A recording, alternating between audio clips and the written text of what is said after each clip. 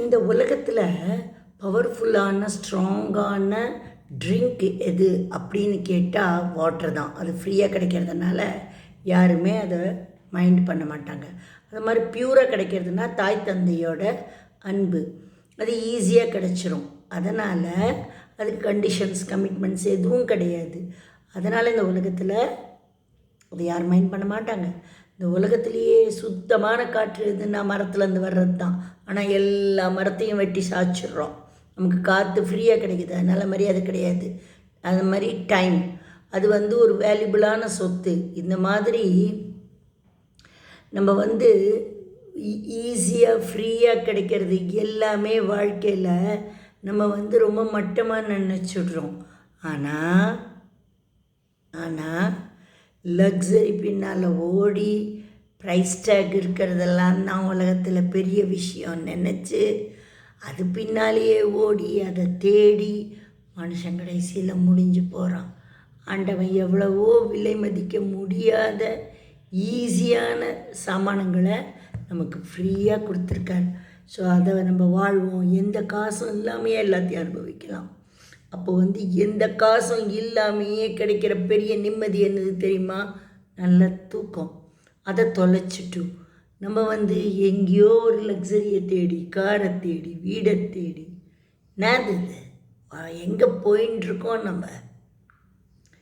அதனால் அது முன்னால் தான் நமக்கு சுகம் இருக்குது, நிம்மதி இருக்குதுன்னு நினச்சிட்டு ஓடுறோம். தூங்கி பாருங்கோ, நிம்மதி கிடைக்கும். உலகத்தில் கிஃப்ட்டு எதுன்னு கேட்டால் மனசால் வர்ற சிரிப்பு. எத்தனை பேர் பண்ணுறோம்? அதனால் நம்ம சிரிக்கிறதையே மறந்துடுறோம், பேசுகிறதையே மறந்துடுறோம். அதனால் எல்லாம் ஃப்ரீயாக கிடைக்கிறது. உலகத்தில் எது அதிகமாக காசு கொடுத்து கிடைக்கிறது அதை தான் என்னவோ உயர்வாக நினச்சிண்டு அந்த வேல்யூவுக்கு தேடி ஓடி மனுஷன் கடைசியில் ஃப்ரீயாக கிடைக்கிற எதையுமே அனுபவிக்காமல் செத்து போகிறான். நிம்மதிங்கிறது நம்ம மனசில் இருக்குது.